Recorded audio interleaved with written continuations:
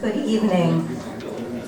My name is Miriam Udell, and I am the Judith London Evans Director of the Tam Institute for Jewish Studies, and it is my great pleasure to welcome you here in person in this room together for the 2022 Rothschild Lecture. I want to begin by thanking our co-sponsors and by recognizing the generosity of the Rothschild family that enables this lecture to go forward every fall. And as a cherished representative of the family, we are so fortunate to have with us this evening Ms. Janice Bloomberg, who was married to Rabbi Jacob Rothschild, and we wish to recognize you, Janice.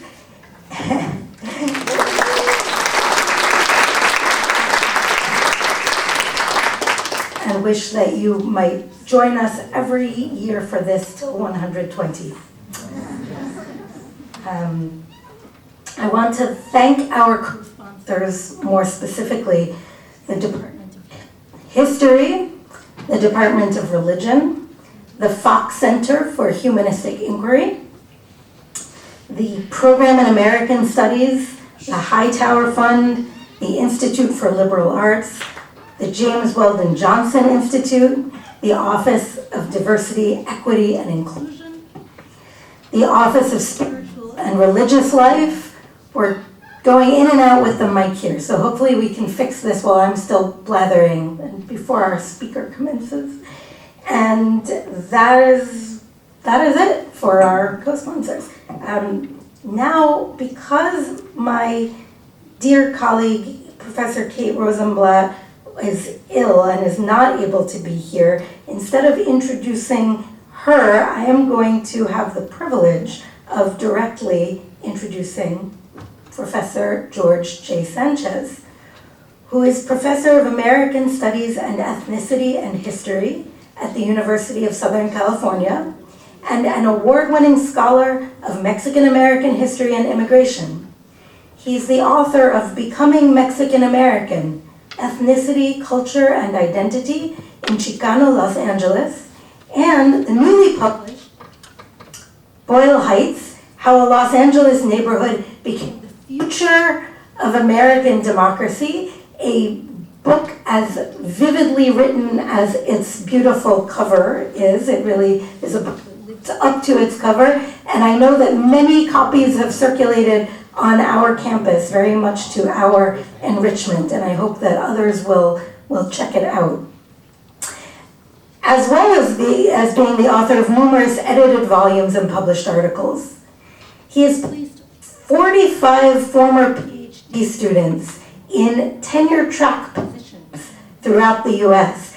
And if you're not following the state of academia, let me tell you, that is an extraordinary feat and just bespeaks so much devotion and investment of energy.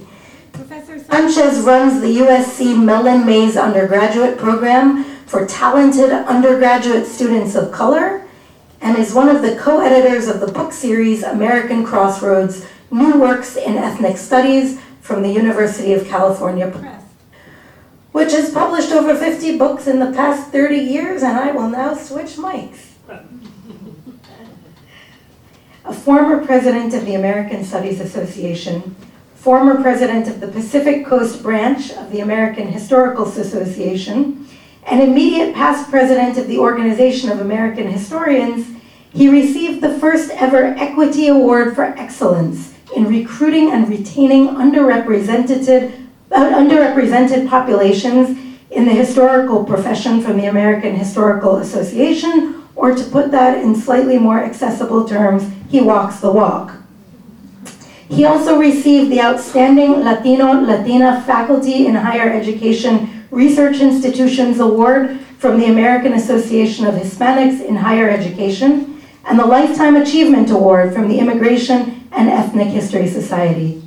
He was born in Boyle Heights to two immigrant parents from Mexico and is a first-generation college student, receiving his BA from Harvard College in 1981 and his PhD from Stanford University in 1989. He delivered a fantastic seminar to faculty and graduate students earlier today, which has completely whetted our appetite to hear more, and it is a pleasure now to hand this microphone over to Professor Sánchez.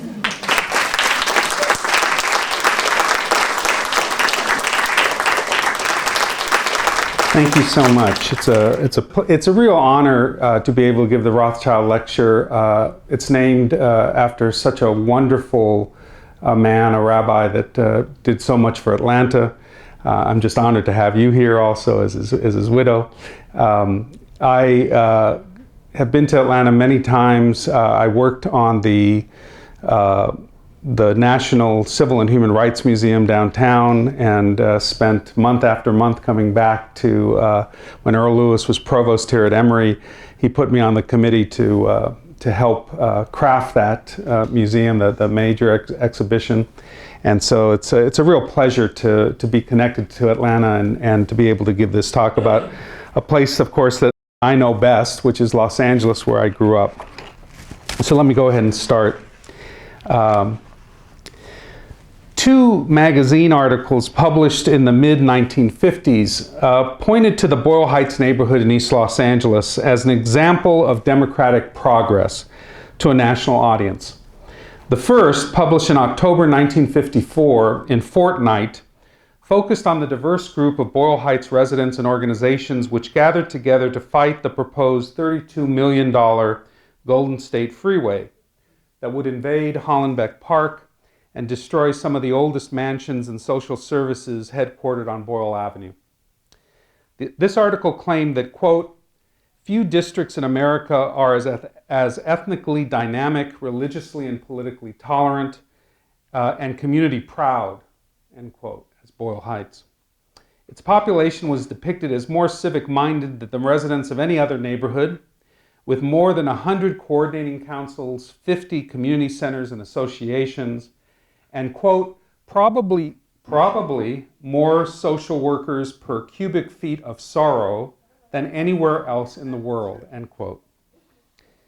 While this article and the similar one that followed, the UN in Microcosm, which was published in Frontier in March 1955, both saw the Mexican-American dominated Community Services Organization, or known as the CSO, as the most vibrant organization in the current Boyle Heights scene, they both also credited the Jewish community for first instilling a spirit of working together across ethnic lines. Quote, it was the Jews who supplied the initial energy to create ethnic understanding and work activities on the Heights, reported Fortnight, while Frontier proclaimed that, quote, the Jews have worked hard for the advancement of the area as a whole. Both articles pointed to the support.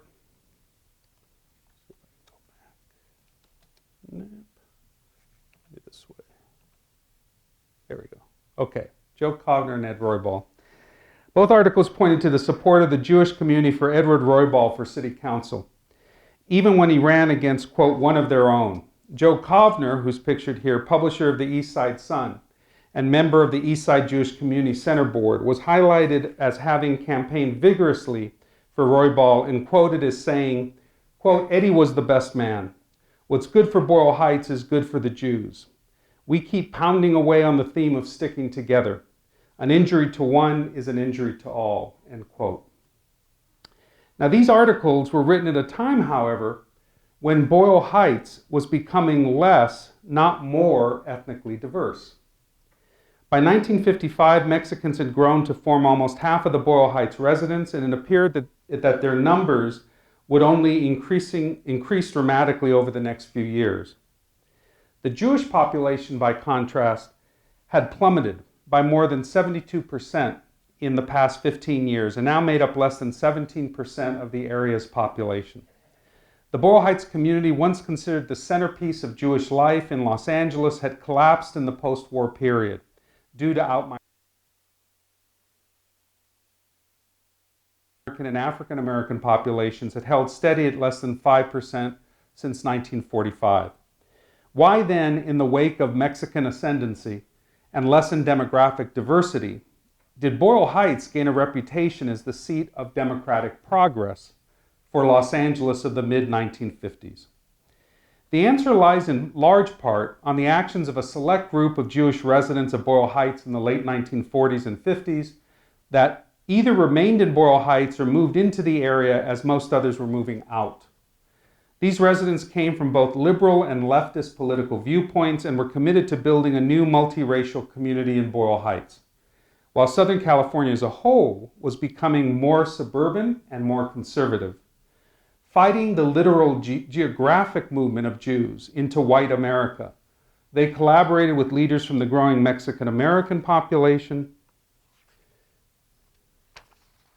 and from the smaller ethnic communities on the east side to leave a legacy of political interracialism, commitment to civil rights, and a radical multiculturalism in Boyle Heights, despite the growing conservative climate of the 1950s. For those of you that don't know what Los Angeles looked like in the 19th century, Boyle Heights is nestled at the eastern edge of the city, directly across the Los Angeles River from downtown. In the late 19th century, city officials placed evergreen, oh, this is just going to keep going. Let's go back. City officials placed Evergreen Cemetery in this remote, sparsely populated outpost and renamed the area Boyle Heights after a wealthy Irish immigrant to the city. Although just beyond walking distance to the downtown area, Boyle Heights remained largely rural, as you can see here, until World War I, because public transportation to the east side and bridges over the unstable Los Angeles River were lacking.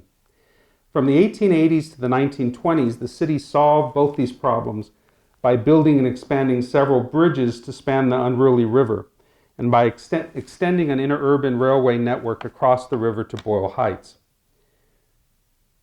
Now you get to see, this is contemporary Los Angeles. All the colored part is actually the city of Los Angeles and has the weirdest shape of any city for very specific reasons. But Boyle Heights, you can see, is just this little part over here, right up there. This is what I'm going to be talking about. Los Angeles' population boomed in the early 20th century.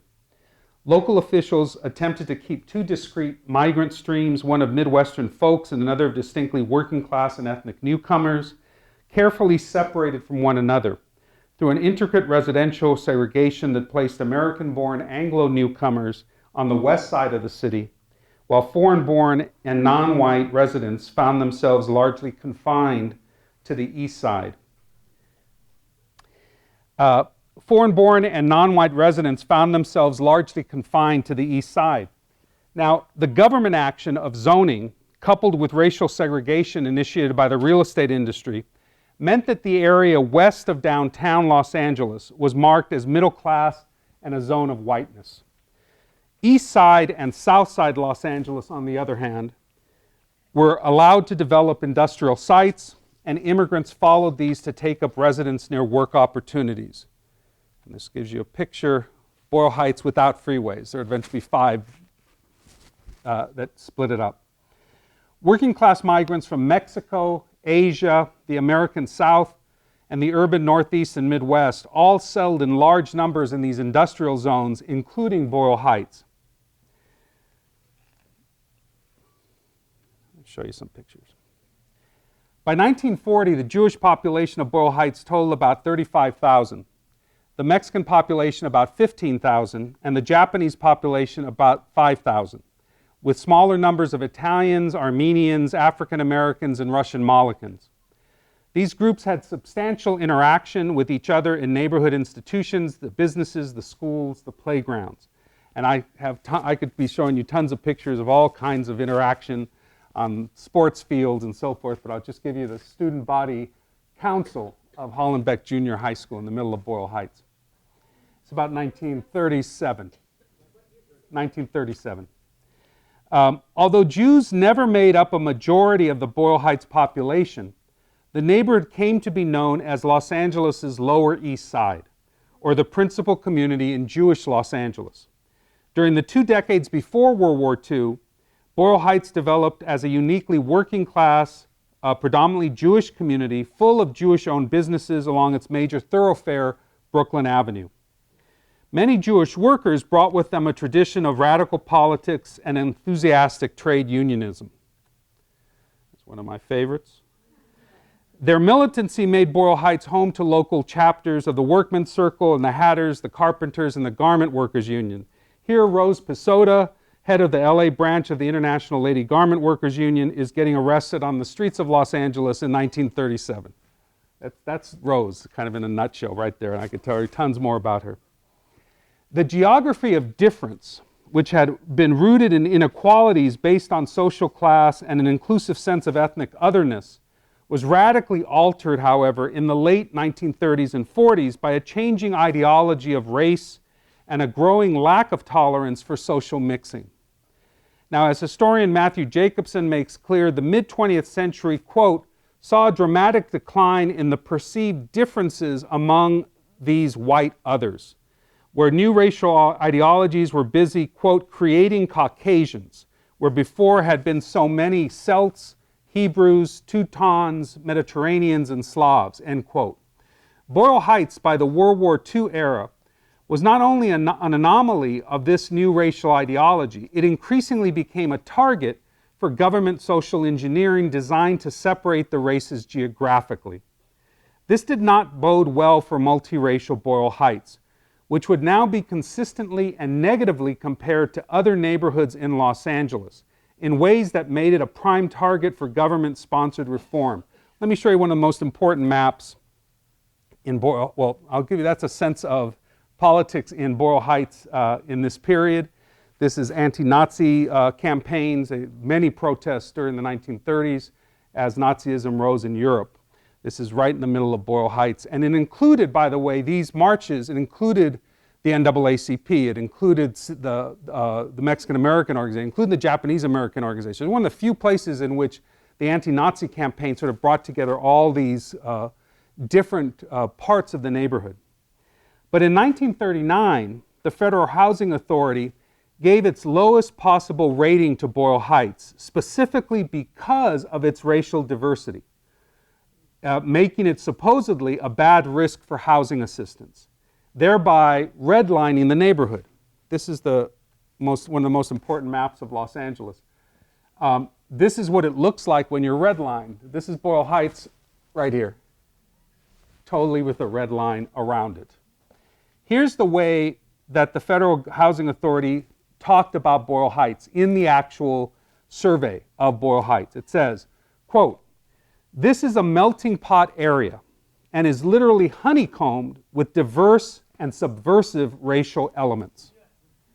It is seriously doubted whether there is a single block in the area which does not contain detrimental racial elements, and there are very few districts which are not hopelessly heterogeneous."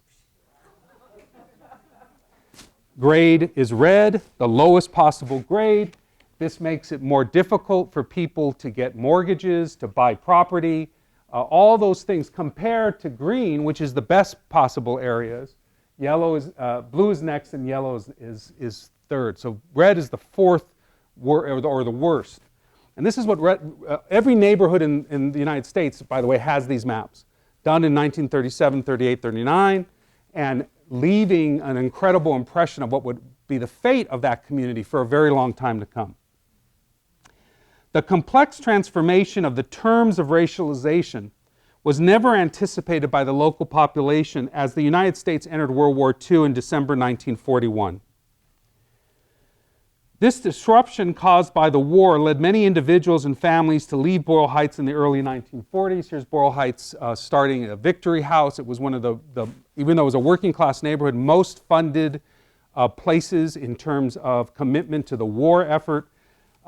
This Victory House grabbed money, and Boyle Heights, the first plane that was purchased by a neighborhood in the United States was purchased by Boyle Heights for the war effort.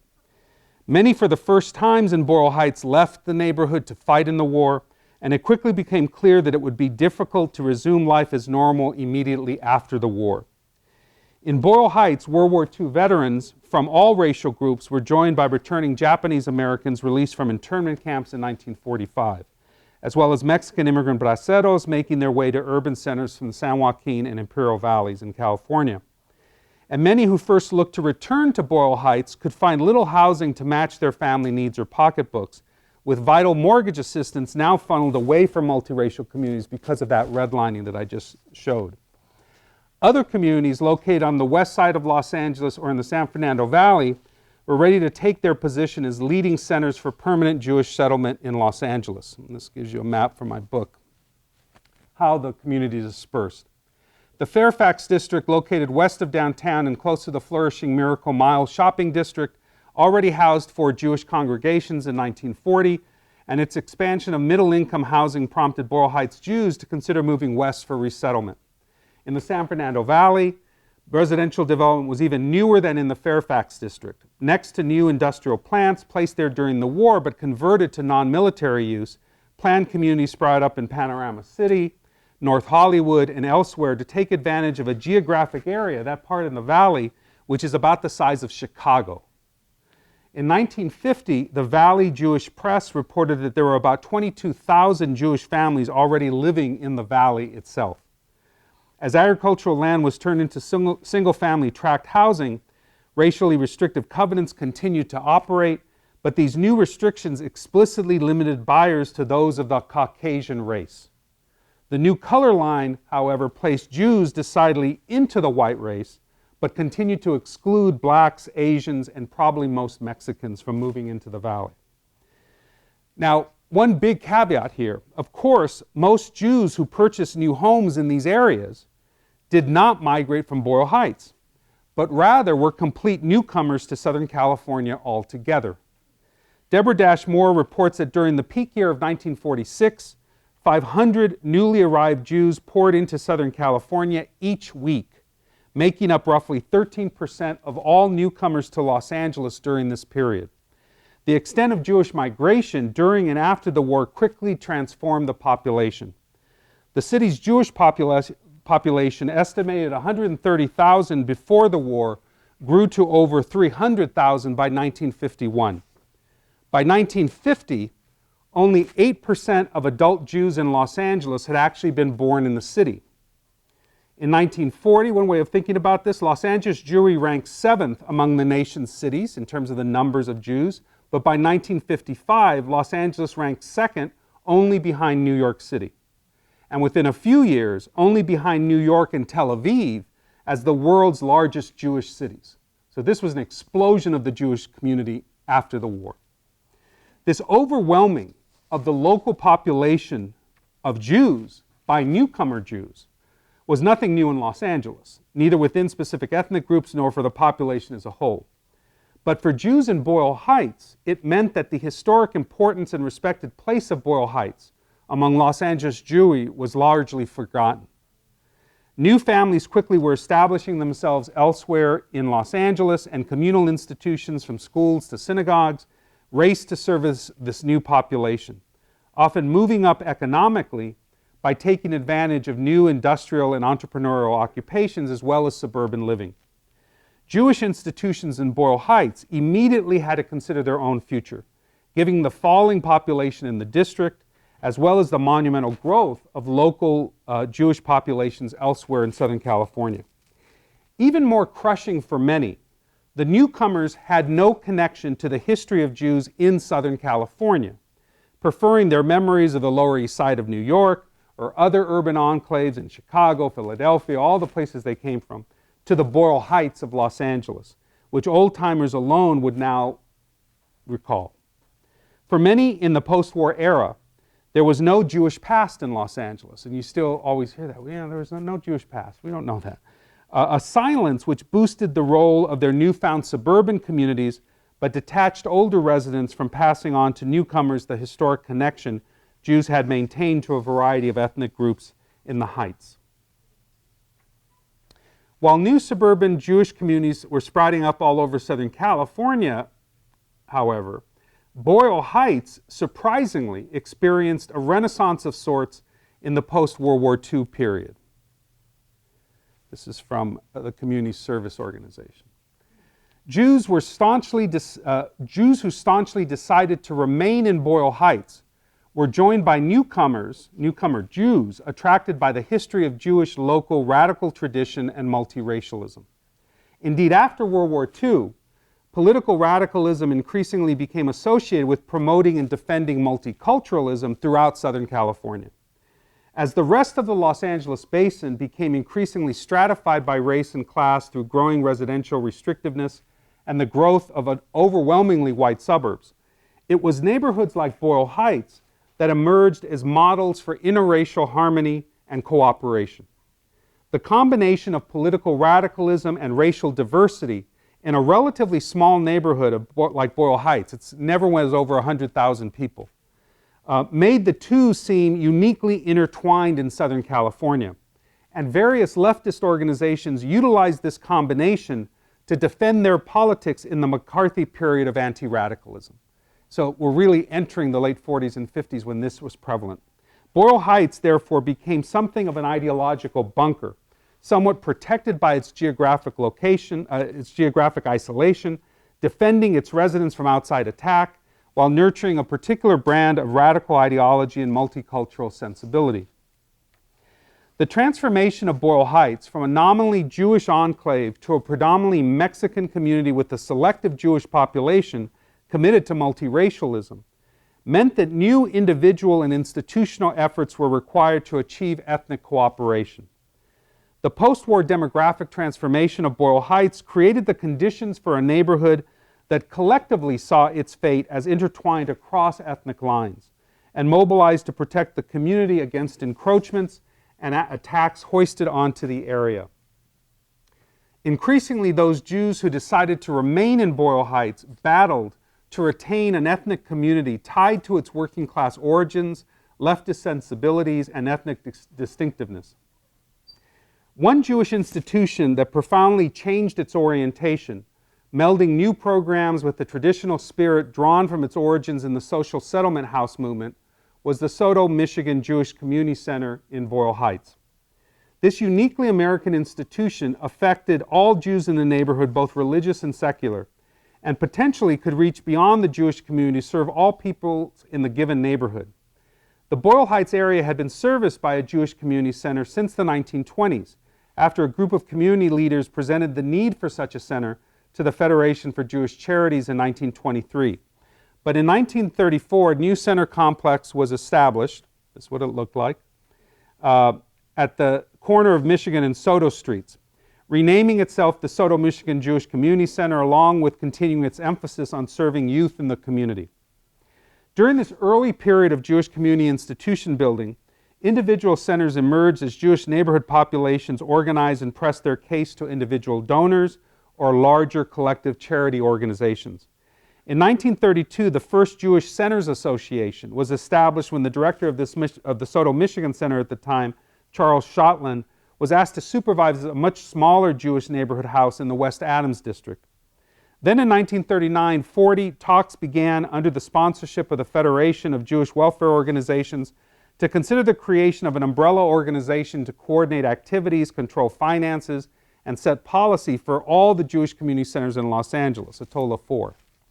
It was not until late 1942, once the U.S. had already entered World War II, that the final organization of the Jewish Centers Association took place. By this time, all the organizational funders, which include the Los Angeles Federation of Jewish Welfare Organizations, the National Jewish Welfare Board, and the Community Chest, agreed that they would not entertain applications for funds outside of the JCA structure. In 1943, just as the Jewish population began to move big time to the west side, and that was accelerating, the two centers on the east side, the SoDo Michigan and the Menorah Center, took their place as half of the collective merger that made up the Jewish Centers Association. Now, for the next 15 years, the leadership of the SoDo Michigan Center battled with the Jewish Centers Association of Los Angeles in an attempt to keep their center open while the Jewish population in the city shifted westward. The East Side Center eventually argued that they were the future of Jewish life in Los Angeles, providing a meeting place for different ethnic groups to gather in a safe environment. But the JCA leadership clearly felt pressure to shift staff and resources to the west side to meet the burgeoning needs of Jews settling in these relatively new communities of Fairfax, the San Fernando Valley, and other beach communities. The tension between the East Side Center and the Jewish Centers Association, however, was due to more than shifting demographics and the pull of limited resources. In the late 1940s, the Soto, Michigan Center also became a target of the growing anti-communist movement in California that threatened the integration of Jews into the wider post-war Los Angeles community. On September 7, 1948, Joseph Esquith, the director of the Soto, Michigan Jewish Center, was summoned to testify in front of California's Un-American Activities Committee. This was chaired, you'll see them here, chaired by State Senator Jack Tenney, who's here on the foreground on the right, and his committee. This was a right-wing Republican from Los Angeles. This committee had been established in 1941 by the California State Legislature at the urging of Tenney and Sam Yorty, who would later be elected mayor of Los Angeles, two legislators initially elected as New Deal Democrats, but who turned wildly conservative in the late 1930s. The California Committee, which lasted from 1941 to 1949 under Tenney's command, shared information with the Federal House Un-American Committees, UAC, utilizing much of the same tactics of public confrontation, humiliation, and red-baiting pressure in front of media and public officials. Tenney, well known for his anti-Semitism by 1948, often equated communism with Judaism in confronting Jewish witnesses. Early in the hearings, Tenney accused the Soto, Michigan Center of allowing Communist Front organizations to use the center, charging that the center's staff, member organizations, and programming all contained communists. His evidence was based on the fact that movies prepared by the People's Education Center had been shown, the Actors Laboratory Theater had presented several plays, and that the International Workers' Order had been allowed to rent the facilities. Committee Counsel R.E. Combs read into the record references from the People's Daily World, where activities at the Soto, Michigan Center had been listed. The most damning evidence to the committee was that the center received substantial funding from the community chest, which Tenney alleged was used to fund, quote, communist propaganda. Esquith, for his part, responded with eloquence and force, reminding the committee that the center, quote, was a laboratory of democracy where free speech, free association, and free assemblage flourished. The Soto, Michigan Center welcomed all groups in a tradition of an open forum that harkened back to the social settlement period at the beginning of the 20th century, its only explicit exception being overt political parties. When the center's board met 1 week later on September 14th, they rushed to support Mr. Esquith and the reputation of the Soto, Michigan Jewish Community Center, unanimously passing a resolution protesting Tenney's attack, condemning the committee's action, and demanding an immediate public response on the part of the Jewish Centers Association governing board, which, by the way, did not come. So there was real tensions at work. As Al Waxman, member of the Soto, Michigan Center board and editor of the Belvedere Citizen, put it at the meeting, he felt that, quote, the entire Jewish community was on trial in not having made an immediate answer to the Tenney attack. Now, during this very same period, the Soto, Michigan Jewish Community Center began to distinguish itself through innovative programming aimed at addressing the changing nature of the Boyle Heights community and the need for increased intercultural work in the neighborhood. I love this picture. This is just kids coming off the bus, the Jewish Community Center bus. Led by Mel Janopol, board member in charge of intercultural activities, this effort began by inviting non-Jewish youth from outside the community to a model Seder at the Jewish Center. At the same time, youth director Mark Keats organized the first Friendship Festival in 1949 at the Fresno Playground to, quote, bring together Mexican, Japanese, Negro, and Jewish youth in a cooperative venture, end quote. In addition to the annual Summer Festival, Keats set up an annual intercultural week in December, worked directly with youth and parents groups at Pico Gardens Public Housing Project, set up an intercultural teenage chorus, organized the first celebrations of Negro History Week and Mexican Independence Day at the center in Los Angeles. These are the first kind of larger events that were held for either of those celebrations. Met regularly with the Mexican American Boys Group, which met at the center, and was a principal organizer of the Hollenbeck Coordinating Youth Council, an activist group set up in the wake of the city's Zoot Suit riots in 1943. By 1952, a report on participation in center activity showed that almost 15% of participants at SOTO, Michigan were non-Jews. And this was an active attempt to expand the audience of the Jewish Community Center. As Jewish adult membership and participation lagged in the late 1940s and early 1950s, Mel Janopol, as director of the Community Relations Committee, encouraged the board to take a wider look at the very meaning of community in Boyle Heights by actively engaging both Jewish and non-Jewish groups active in the immediate surrounding area of Boyle Heights. In late 1949, Janopol and his committee contacted B'nai B'rith, the American Jewish Congress, the Japanese American Citizens League, the Community Services Organization, among others, to participate on meeting on future programming at the center. As Janopol reported, quote, all were eager to assist, but all had felt that there had been a secret wall around the center. Despite their hesitancy, Janopol relayed that while, quote, they recognized the essential Jewish purposes of the center, they felt that there were many common platforms on which all groups could unite for discussion and debate. Despite continued tensions with the umbrella Jewish Centers Association, this intercultural work on the part of the SOTO Michigan Jewish Center increasingly received praise from within and outside of the Jewish community of Los Angeles. The director of the SOTO Michigan Center, Joseph Esquith, told the board in April 1950 that, quote, the intercultural activities of the center continue to grow while SOTO Michigan is becoming the laboratory and training ground for democracy. After a particularly successful launching of a planned intercultural week in November 1950, when over 400 people attended the Japanese American Night, the board of the SOTO Michigan Center unanimously passed a resolution commending Mel Janopol, who was chairman of the Community Relations Committee, for, quote, the finest job in intercultural activity being done in the entire city. By 1951, Director Esquith was asked to speak in front of the Los Angeles Community Chest Budget Committee regarding this intercultural work, which then became a model for a citywide intergroup committee sponsored by the Community Chest. While board members of the SOTO Michigan Center rightly took great pride in opening up new avenues for intercultural activity, they also worried about the repercussions of this dwindling Jewish community in Boyle Heights. Nowhere was this more evident than in their collective concern with the rapid turnover in their own board membership due to individuals moving out of Boyle Heights to other parts of Los Angeles.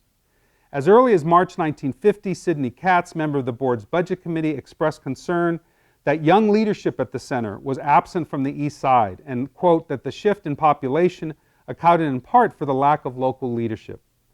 Throughout the early 1950s, various committees of the center experienced formal resignations due to the active members moving out of the Boyle Heights region.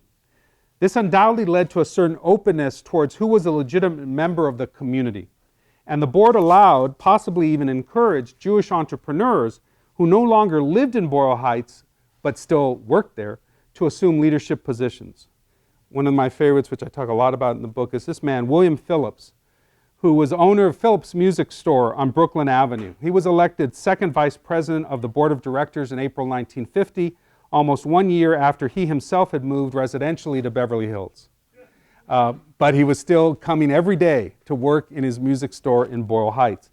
By the way, he would stay till the 1990s in Boyle Heights, changing the music that he covered as the community changed. He kind of became he's featured in Anthony Macias's book as being someone who could recognize musical talent, and he would have places that he connected them with the various music unions all over Los Angeles. By January of the following year, the executive committee itself expressed worry over the depletion of the board of directors of the center, as more and more of its members continued to move out of Boyle Heights and were unable to fulfill their duties to the board. So this was an ongoing problem for them. Now, the travails of the SOTO Michigan Jewish Community Center in the post-World War II period, especially the attacks upon it by the Tenney Committee, demonstrate that Boyle Heights was increasingly associated with political radicalism in the late 1940s and 50s, while political ideologies in the Greater Southern California moved decidedly to the right. And I have to tell you, Los Angeles is kind of a incredible model of what happens when politics moves to the right in community politics. It was so much of a model that the city council explicitly passed resolutions against modern art as being communist inspired. right? And so while this was, you have to understand Boyle Heights is kind of alone in the way it's set up compared to the rest of the city. The story of the Soto, Michigan Jewish Community Center also indicates that in the post-war period, political radicalism increasingly became associated with promoting and defending multiculturalism. While liberals all over Southern California grew intrigued by growing civil rights efforts in the American South in the 1950s, it was neighborhoods like Boyle Heights which began to be seen as models for interracial harmony and cooperation. While the rest of the Los Angeles basin was increasingly stratified by race and class through the growing residential restrictiveness and the growth of these white suburbs, those neighborhoods in the city that had possessed a more diverse population in the past became important symbols of human relations possibilities for all of Los Angeles during the 50s, even as they struggled to maintain that diversity. Jewish radicals were central to this unfolding combination, as Boyle Heights Jewry became much more narrow in its political orientation, with more moderate or apolitical Jews moving out of the neighborhood more quickly. They had often done it right after World War II. And various leftist organizations and individuals calling Boyle Heights home from the Jewish community in the post-war period. Let me show you this wonderful gentleman, Leo Frumkin. Growing up later in the World War II period, Leo Frumkin remembered a very different Boyle Heights.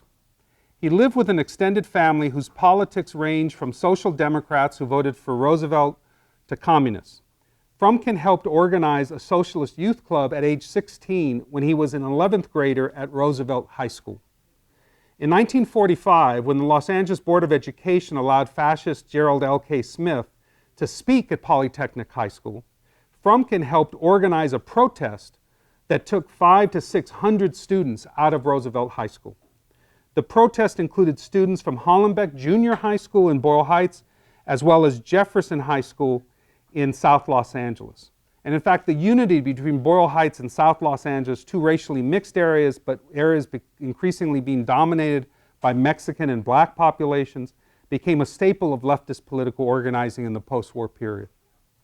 By the time the protest march arrived at the Board of Education downtown, the group numbered close to 1,000 students, having marched from both the east side and the south side of Los Angeles. Now, Frumkin already saw the distinction between his community of Boyle Heights and the growing Jewish community on the west side in 1945.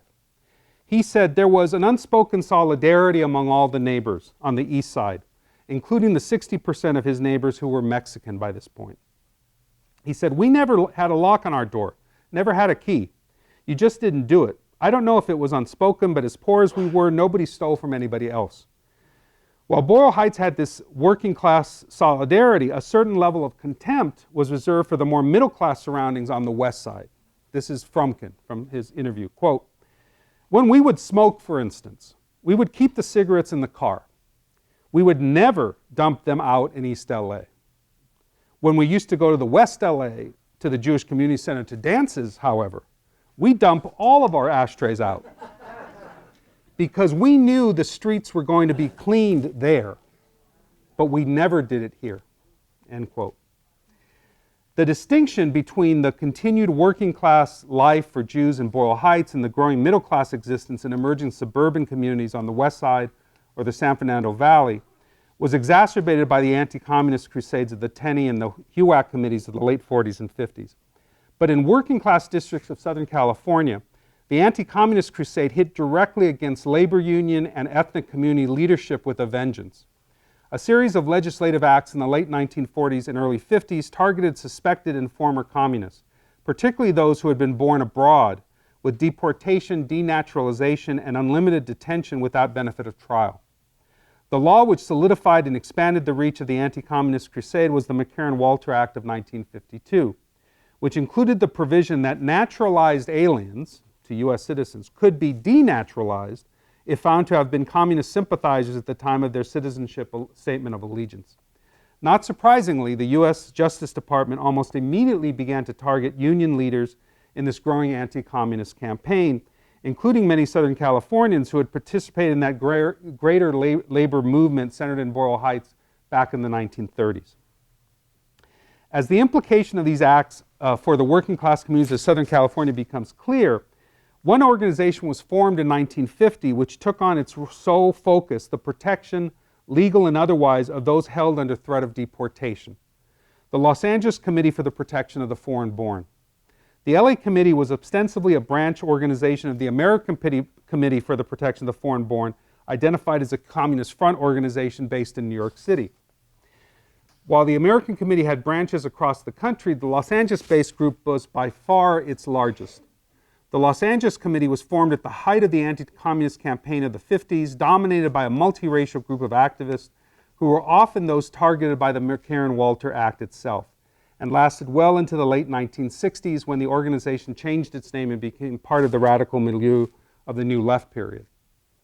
Most important for our purposes, the LA Committee emerged out of the multiracial communities of Los Angeles East Side and South Side, most notably from Boyle Heights. There's another person that comes up quite a bit. This is Rose Chernin. She, by the way, is the mother of Kim Chernin, if you're into feminist literature. This is her mother, Rose. From a strong Jewish radical tradition in Boyle Heights. Became the organization's executive director in 1951, promptly leading to her arrest, which she's being released here later that year under the Anti-Radical Smith Act. Later in 1954, the Justice Department led an attempt to denaturalize Chernin under judicial proceedings, take away her U.S. citizenship. But the largest national group which the LA Committee sought to protect in Southern California was Mexican, with 14 Mexican nationals targeted for deportation as early as 1953. Russia with 13, Poland with 6 were next in line. Most of these were undoubtedly Jewish. By 1954, the group of deportees had grown, or potential deportees had grown to 110, and by the time the committee looked back on its work from 1965, they had processed 225 cases of threatened deportation and or denaturalization. Boyle Heights and the East Side in general probably led the count of those targeted for deportation, and therefore attracted a large amount of the attention of the LA Committee. While the LA Committee maintained its major office in downtown Los Angeles, it established an East Side branch at 3656 East 3rd Street within 3 years of its founding, with activities directed at the Mexican community by Josefina Yanez. But the East Side Committee for the Protection of the Foreign-Born contained very active membership from both the Jewish and the Mexican communities, being formed into a defense committee around 14 deportees, all who lived in East LA in 1953. When Operation Wetback, that was the name of an operation from the federal government, was launched in 1954 by the Immigration and Naturalization Service to apprehend undocumented aliens in the American Southwest, the LA Committee was uniquely positioned to place this heightened assault on Mexican aliens in a wider historical framework. So in May 1954, the LA Committee issued a call to, quote, all democratic-spirited, fair-minded Americans to protest the actions of the U.S. Immigration and Naturalization Service in raids conducted throughout Los Angeles. Utilizing the recently approved provisions of the McCarran-Walter Act, the INS had launched mass detentions of Mexican nationals in open-air pens in Elysian Park in downtown Los Angeles under a campaign called Operation Roundup. The LA Committee called this campaign a, quote, concentration camp order by Attorney General Brownell, as well as, quote, an insult to the 500,000 members of the Mexican-American community. But the LA Committee also used rhetoric in their call that asked specific ethnic groups to side with them in recognition of their shared history of oppression. Specifically, the committee addressed communities that had a history of living together in Boyle Heights and in other parts of the East Side.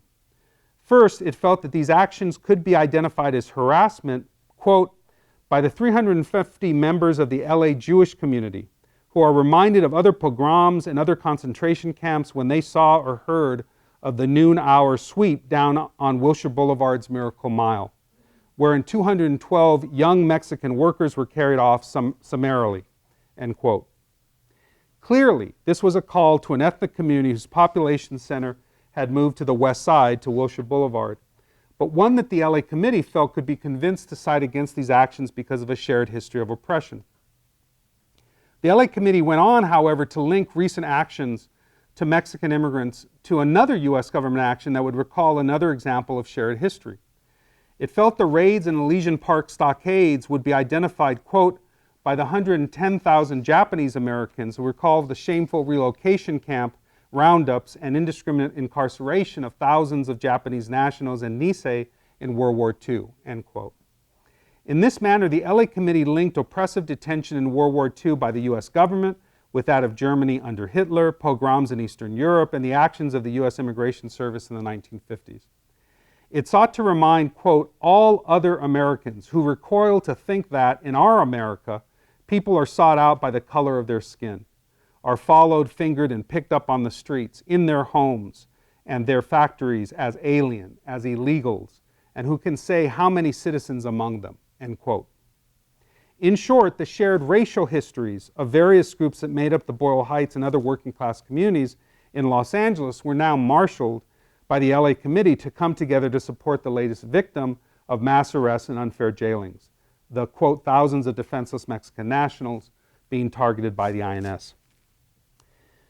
What the LA Committee could not prevent, however, is the growing tension within various communities over radicalism in the 1950s, particularly the ideological attack that consistently linked communist infiltration with multicultural sensibilities.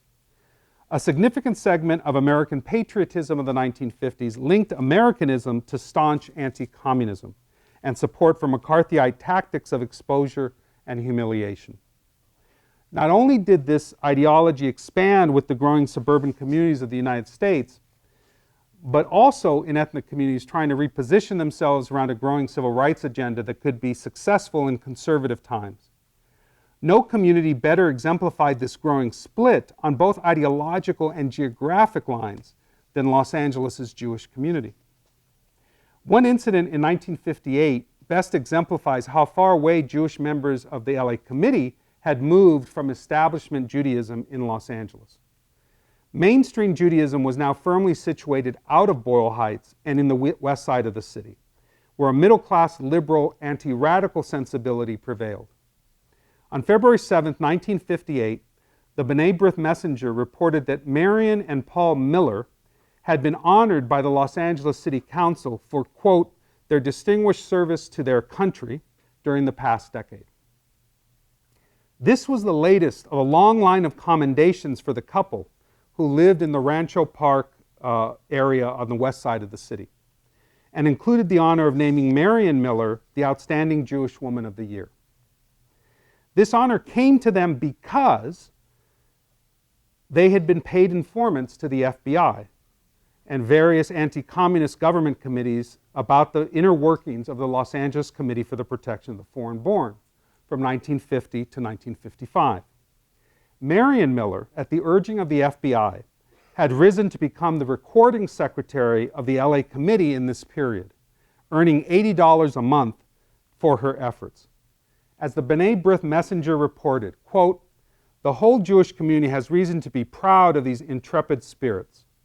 Their patriotic and self-sacrificing service, performed in imminent peril of discovery and the summary vengeance of fanatics who hesitate at nothing, reflects the spirit of the psalmist's words, the Lord is my light and my salvation, whom shall I fear, end quote. Herman Gluck, who wrote the article, ended it with an emphatic ethnic ring, quote, the Millers are Jews, good Jews, and I, as a Jew, am as proud of them as I am of Einstein, end quote.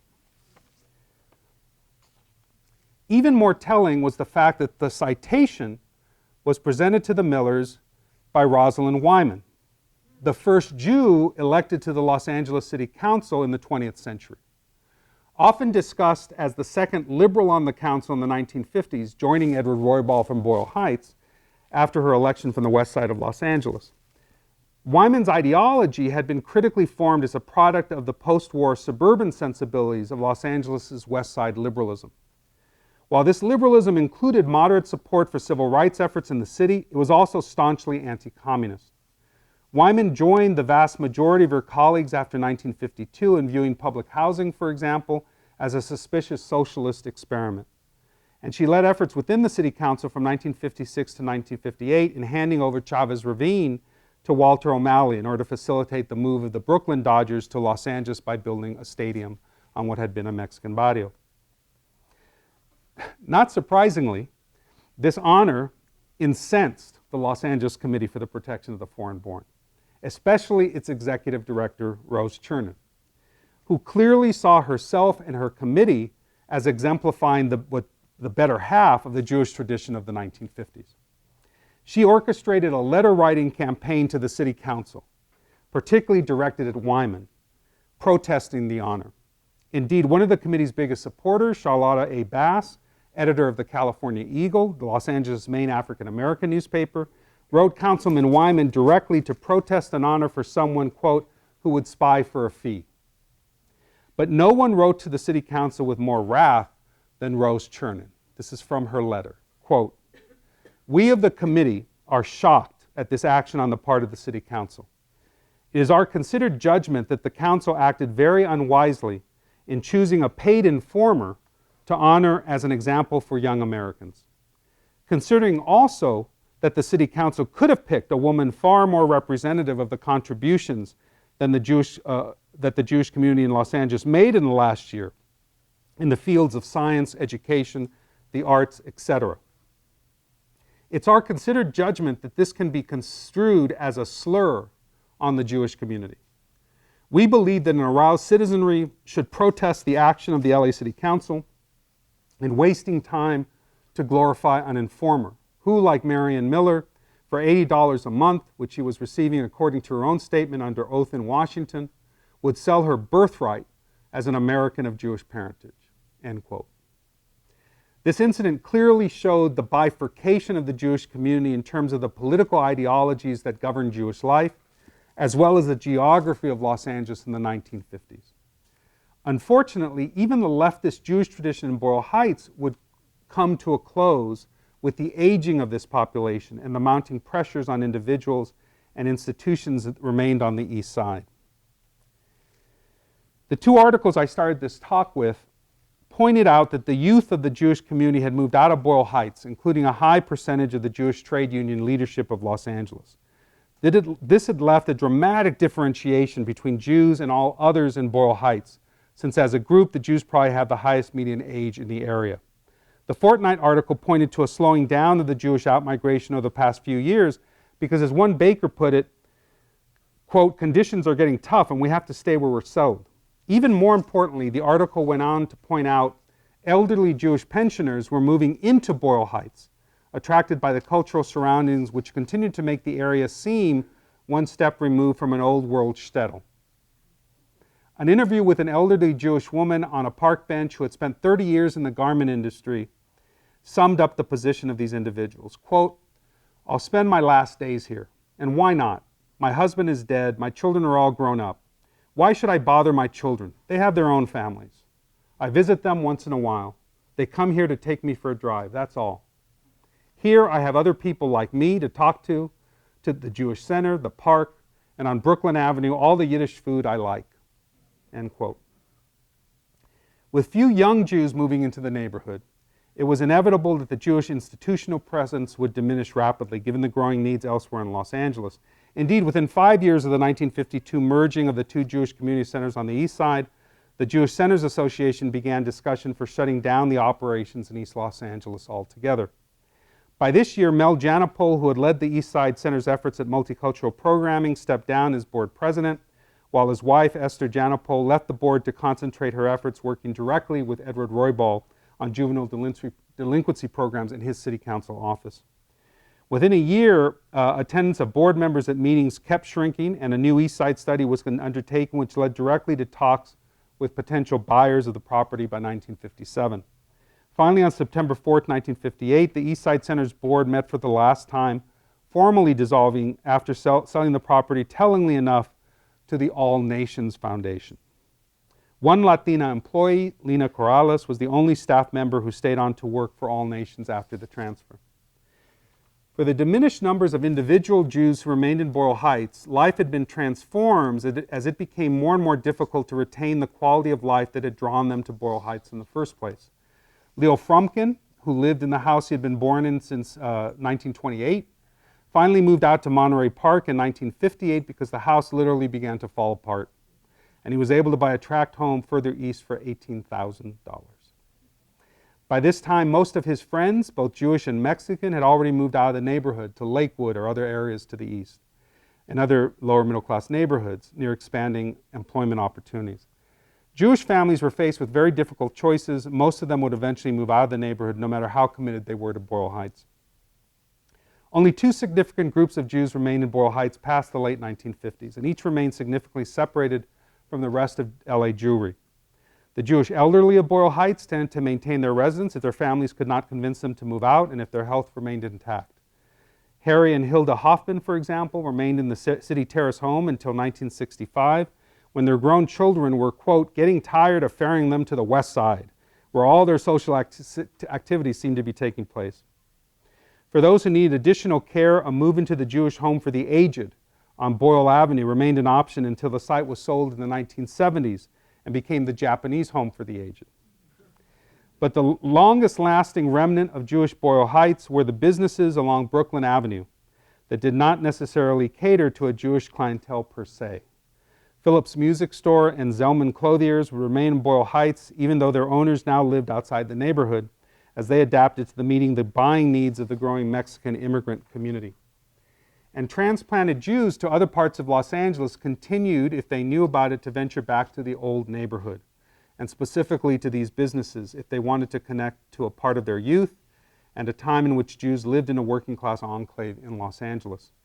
Increasingly, Jewish Boyle Heights would become part of the historical memory of a few, rather than a continued part of the present of the neighborhood. Yet in time, the nature of even this historical memory would be recast by a new Los Angeles, now desperate for stories of multiculturalism in the city's past. Thank you.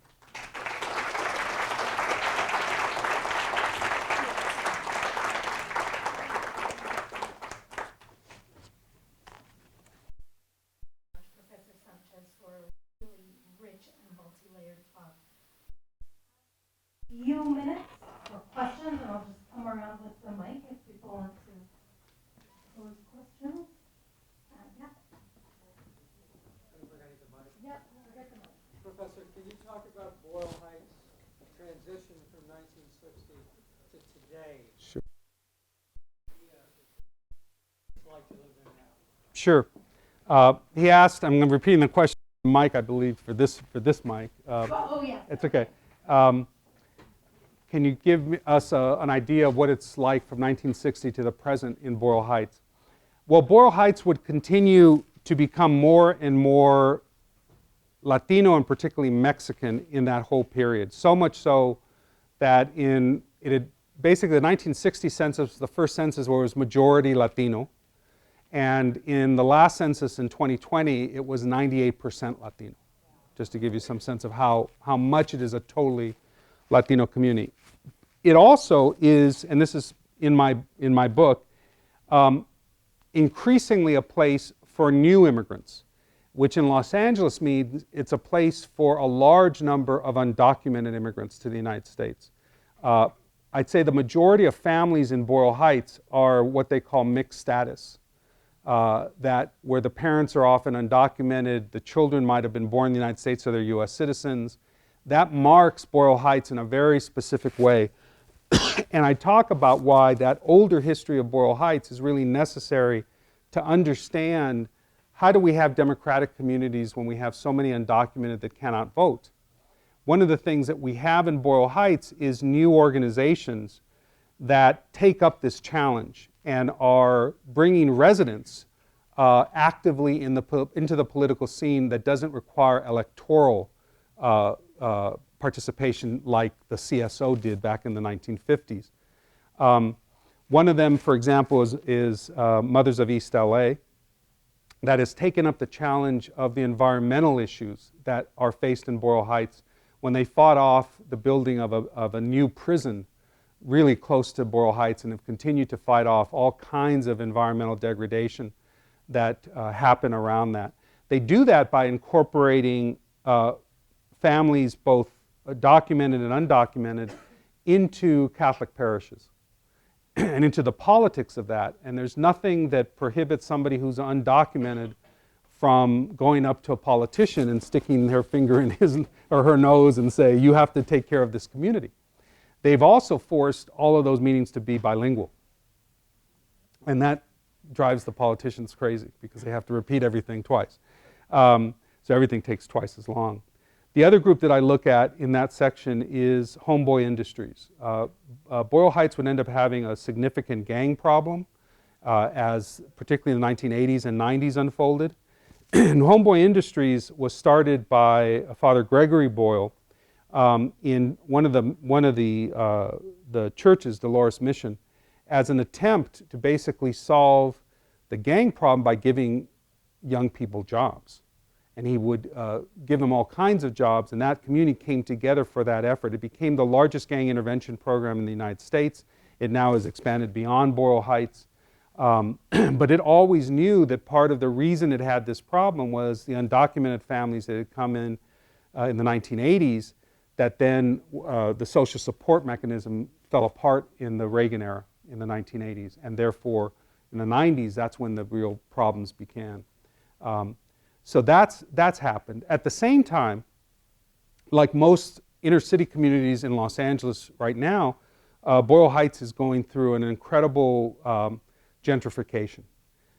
In other parts, like Echo Park or Lincoln Heights, that gentrification has led to the pushing out of working class people, immigrants from those neighborhoods, the rise in rents, and by the way, about 70% of the Boyle Heights residents rent. They don't own. But in Boyle Heights, there's something different. I mentioned that it's still 98% Latino. So Boyle Heights is experiencing not necessarily gentrification, but something I would call gentrification, or has been called gentrification, i.e.,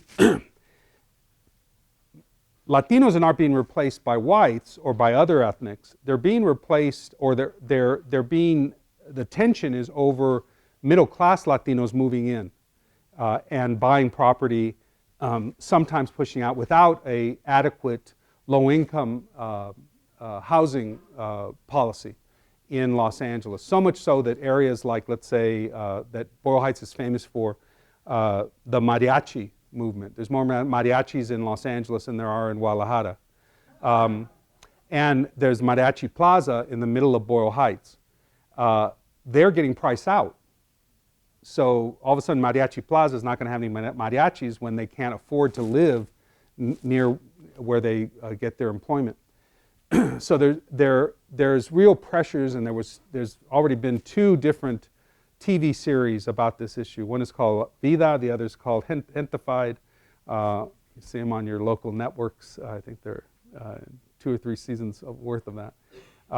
So all these things are happening to a changing Boyle Heights. What's key for my book is that this older period of groups working together still remains powerful in understanding ways that the community today has to respond.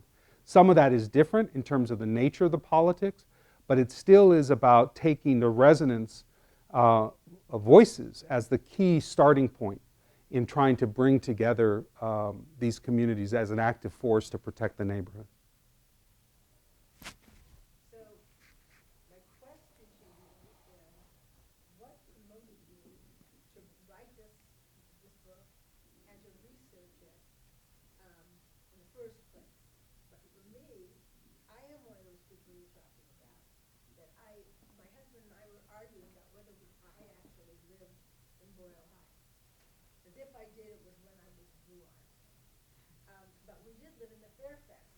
Yeah. Very vested in Fairfax. And as you're speaking, I'm thinking about the West Side Jewish Community Center. I'm just trying to put all these places together. And what I know about Boyle Heights is my family would say we would never go there. That it was a very, you talk about it as if it was some idyllic way that people work together. And what I heard as a child is it was horrible slums, that was dangerous, and not a place that anybody would want to go. Right. And I wondered if you could address those 2 things. Sure. I'm jumping at your second one, but I wanted to jump at your first one, but I forgot it. What caused you to do To do it. Got it. write the book and research it? Yeah. Because My first book was on Mexican immigrants coming to LA in the early 20th century. And I was trained, like most ethnic studies scholars, in pretty much a siloed fashion. That's what I studied. And so I would gather my evidence and I would focus in on the Mexican immigrants. And when other people came into the picture, Jews, African American, I try to put them aside and say, wait, I'm concentrating on the Mexican immigrants who are coming in. Having done that too much, in my opinion, in my first book, I was left with this whole nagging sense that I hadn't done justice to Boyle Heights. And my book came out just as the LA riots happened in 1992. So I would go out and do these kind of talks. I would give an hour-long presentation on 1940 to 1945, and the first 5 questions would be, what about the LA riots? Just happened, right? And out of that came a sense that, wait a second, what I was being asked, essentially as a historian, was there any neighborhoods that ever worked that were multiracial? Because at that point, that was the big question. Could there be neighborhoods that were multiracial and worked together, right? Where people lived together. And I knew there's lots of examples of that, but that's not how we had written our histories. So I was adamant to go back to some of the same materials, but now create a different kind of multiracial history. And I wanted to understand Boyle Heights when it was this multiracial place, and then why it changed. I'm glad for your second question also. One of the features of what happened to Boyle Heights after 1945, when it was increasingly becoming Mexican, it was also had this sensibility, is that it became a more difficult place to live in. One of the reasons it became that is because 5 freeways were built through it from 1945 to 1964. 5 different freeways. And that community fought voraciously against those freeways, but it didn't matter. There was a master plan of freeways done in the 1930s. There were supposed to be 2 freeways built through Beverly Hills. Did they ever get built? No. So what happened was, whatever the actual planning was on freeways, if your neighborhood didn't have enough power, then you got the freeways built. And in fact, in Boyle Heights, they got more freeways built than had been in the plan. And places like Beverly Hills didn't get any. That was one incredible factor that most people point to, which is that the communities that they knew were chopped up by these 5 freeways. And if you actually look at the freeways, you have, for example, the Interstate 5, which was on the original map, goes literally through Hollenbeck Park. It is right through a park. You know, if you're playing in the park, the cars are coming over your head. It is next to the 2nd Street School. Boyle Heights would end up having the largest incidence of asthma in young people because of the way the freeways were built. Right? So it wasn't just building freeways. It was building freeways in a fashion that could care less about the actual people that lived there. After they were built, already built, the community then had to fight for on and off ramps to those same freeways, because they weren't built with the community in mind. They were built for suburbanites to come into downtown. So then they had to say, well, couldn't you put an on and off ramp so we could use the freeway? Or so people could stop here to use the businesses. That's how much that affected the community. It became essentially the thinking that was in that 1938 plan would end up being what the community would be pointed towards in terms of a poorer, more working class, less serviced community, I would say. Even though they had Edward Roybal now as a city councilman, who I think did a lot of work to try to stop that. That's an incredibly important point, because one of the things that I would often do is talk to people who couldn't figure out why their parents had left. And they often left because, one, it was cheaper to move to Fairfax and to stay in Boyle Heights because of that red line. You know, the same property would be taxed essentially if you wanted to stay in Boyle Heights. So all of these imbalances lead to, I would say, a degradation of living in Boyle Heights, which everybody sort of recognized. The schools got worse, the community got worse, it got more polluted, all those sorts of things happened. So that's part of the thinking. Now, it still meant a tremendous amount to the people that lived there. And in particular, what it meant for working class Jews who wanted Yiddish who wanted an active Yiddish life, those things stayed. Canner's Deli stayed till basically 68. They opened another branch in Fairfax, but they stayed in Boyle Heights also until the late 60s. So there's all of these kind of configurations that were changing, but really that tension is sort of rooted in what would happen around the war.